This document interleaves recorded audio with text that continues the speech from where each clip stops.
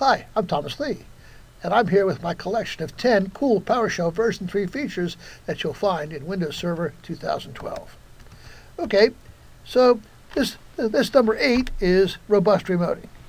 Now, remoting was added to PowerShell in V2, but it wasn't really as robust as you might have liked.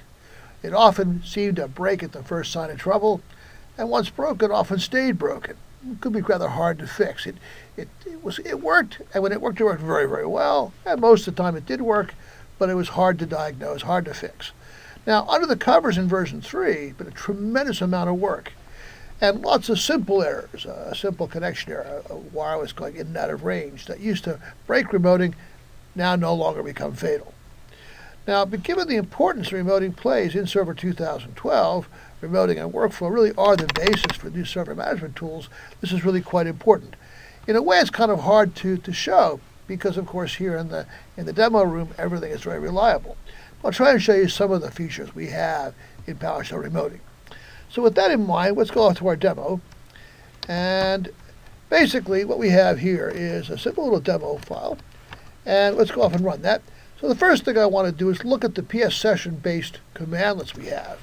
So we can now, as we had in V2, we can connect to a PS session, disconnect, enter and exit, export, get a session, import a session. But we can also disconnect and reconnect to a session. Now, why is that important? Well, if I am sitting here in a remote session and I want to move somewhere else or I want to go home and finish work, I can simply disconnect the current session and then later on basically reconnect to that. Let's have a look at how that works. So I'm going to create a session to a machine S1. There we go. Create a new PS session.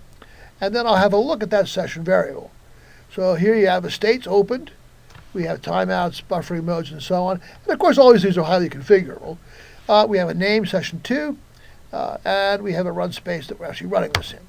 Now, I can now invoke a command using that session, and I'm going to send the script I equal 42 plus get a sim instance of the Win32 operating system and format that as a list, and now I'll get that out.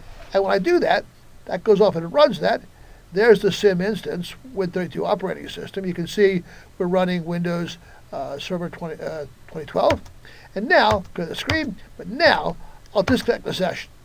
So now as you see, that session has been disconnected. It's still hanging around on the remote machine, and I could, at some later date, reconnect with that.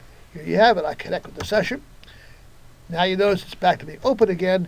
And now what I can do is I can invoke a command from that session. In this case, just return the $I value and format that as a list. And there you see, it's back to being 42. So a simple demo of some of the cooler remoting features that are now in PowerShell V3. So thanks, and come on back to see some more of my top 10 really cool PowerShell features.